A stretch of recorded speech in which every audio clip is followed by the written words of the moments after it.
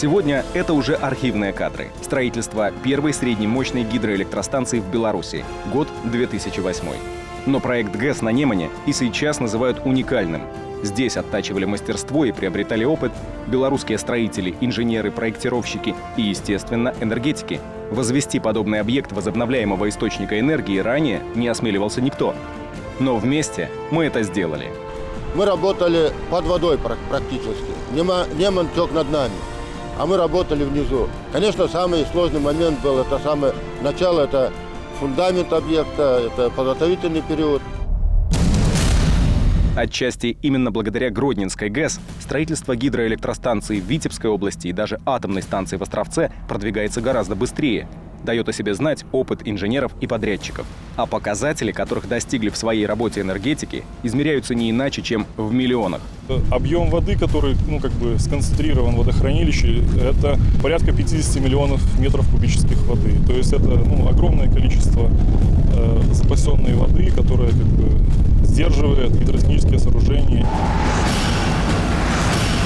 Гидроэлектростанция круглосуточно вырабатывает десятки мегаватт, начиная с 2012 года запуска. В отчетах энергетиков существует даже цифра общей выработки. Так вот, за 3 года Неман принес в наши квартиры и на предприятия почти 245 миллионов киловатт-часов. Это та самая возобновляемая чистая энергетика, которая сэкономила республиканскому бюджету миллионы долларов при импорте газа. Если выражать в газовом эквиваленте, это 58 миллионов метров кубических газа. Объема электроэнергии, производимой на Гродненской ГЭС, может обеспечить такой вот район, как Щучинский, допустим, небольшой район Гродненской области, вместе с промышленностью, и с бытовым сектором. Также объема выработанного электроэнергии на Гродненской ГЭС, в принципе, достаточно для бытового потребления в городе Гродно. Работу по превращению воды из Немана в электричество выполняет современное оборудование, которое вместе монтировали белорусские и чешские специалисты. ГЭС по структуре больше напоминает айсберг. Только небольшая ее часть находится над поверхностью. Основные узлы и механизмы устроены ниже уровня воды.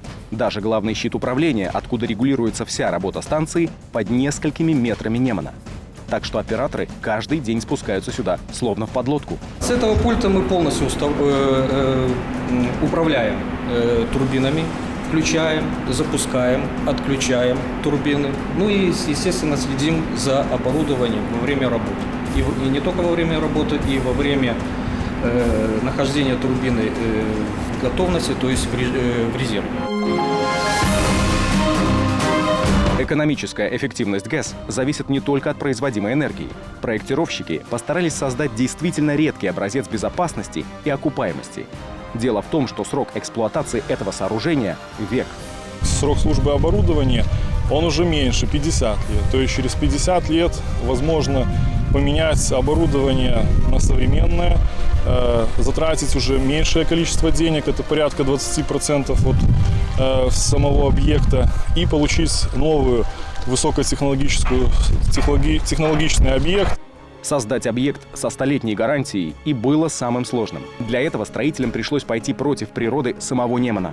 То, что мы впервые за все существование Гродненщины, реки Неман, мы его повернули в другое русло, чтобы она работала на людей. Конечно, река очень сильно сопротивляла. Однако еще до запуска Гродненской ГЭС эксперты увидели не только чистую энергетику. Проект сейчас открывает свой туристический потенциал. На водохранилище площадью в 20 квадратных километров, которое образовалось перед плотиной гидроэлектростанции, сейчас разрабатывают генплан инфраструктурного развития.